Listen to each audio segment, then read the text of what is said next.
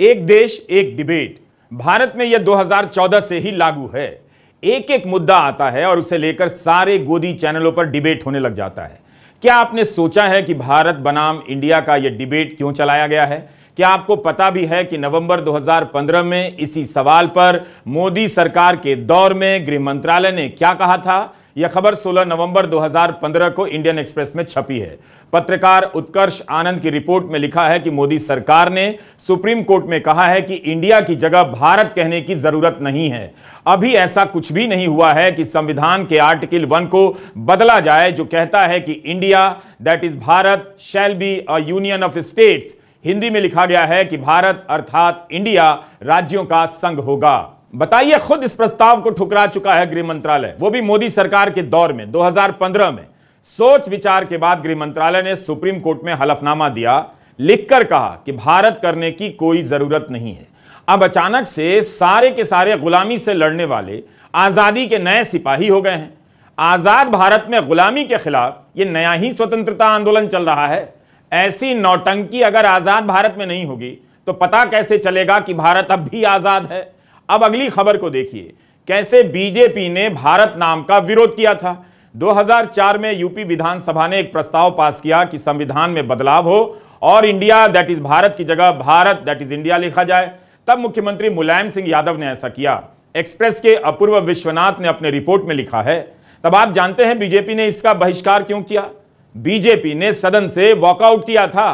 बगैर बीजेपी के मुलायम सिंह यादव ने यह प्रस्ताव पास कराया था। कायदे से बीजेपी का विरोध उस वक्त ठीक ही था कि जब दोनों नाम हैं ही तो फिर देश को इन सब में उलझाना क्यों? लेकिन अब वही बीजेपी भारत नाम की चैंपियन बन गई है, खुद इस प्रस्ताव का विरोध कर चुकी है। खुद मोदी सरकार ने हलफनामा दिया है कि भारत नाम करने की जरूरत नहीं है। इसलिए आपको यानी जनता को सोचना है कि अब ऐसा क्या हो गया कि यह बहस चलाई जा रही है। G20 के डिनर कार्ड पर प्रेसिडेंट ऑफ भारत लिखकर पीछे के दरवाजे से यह बहस शुरू क्यों की गई? इससे क्या मिलने वाला है और दोनों नाम होने से आपका क्या नुकसान हो रहा था? खुद मोदी प्रधानमंत्री बनने के बाद skill India make in India करते रहे, तब क्या उन्हें गुलामी नजर नहीं आई? रिजर्व बैंक ऑफ इंडिया को भी अंग्रेजी में आप रिजर्व बैंक ऑफ भारत लिखेंगे और इसके लिए क्या नए नोट छापेंगे? फिर से नोटबंदी होगी? पूरे देश के पासपोर्ट क्या बदले जाएंगे?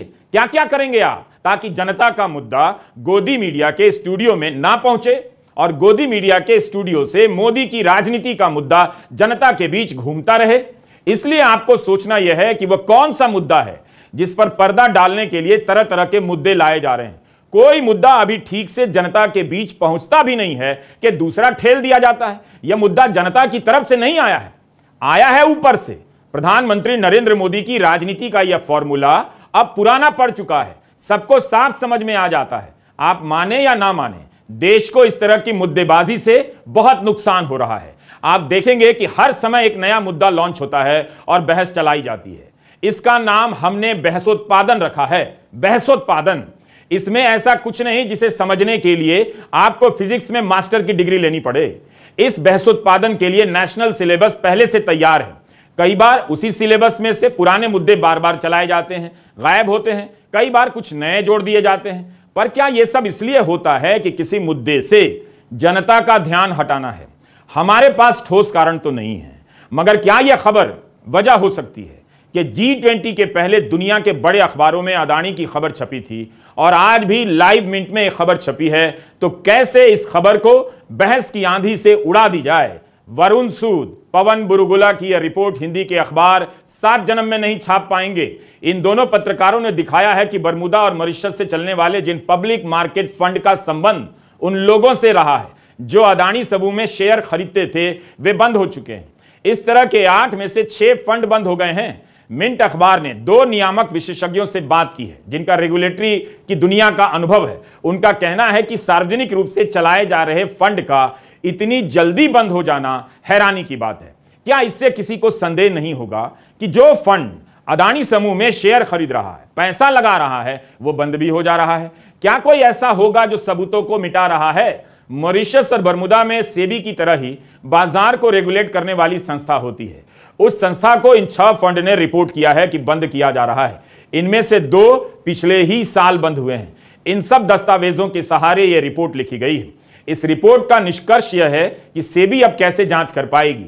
अगर करेगी भी तो उसके लिए बहुत मुश्किल होगा। अगर सेबी ने पहले ही बंद हुई इन इकाइयों की जांच शुरू कर दी होती तो यह पता लगाया जा सकता था कि क्या इनका अदानी के ग्रुप स्टॉक के मैनिपुलेशन में हाथ था या नहीं। मैनिपुलेशन यानी हेरा फेरी। इन फंड के बंद हो जाने से अब सेबी के लिए इनके अंतिम लाभार्थी तक पहुंचना मुश्किल हो जाएगा।